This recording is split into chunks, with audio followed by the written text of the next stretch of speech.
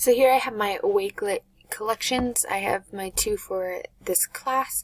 If I go into them, you can see I have 4 items in this folder, videos and articles.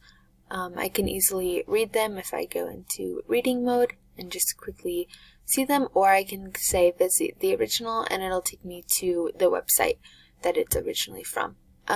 If I go back, I can show you what is in the other folder.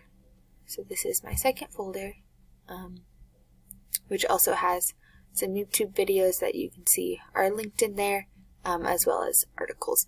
I can invite people to this, or I can share it if I want to go in and individually share this with someone. Oh, that was the website. I can go in and click,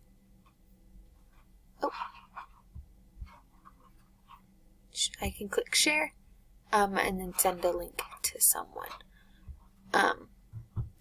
To save something onto here, say I wanted to save this YouTube video, I can go on, I have it set as an extension into Chrome. I simply click the extension button, it will load, and then I can easily add it to one of my collections. So this is talking about teaching characters, so I'm going to add it to my teaching character development.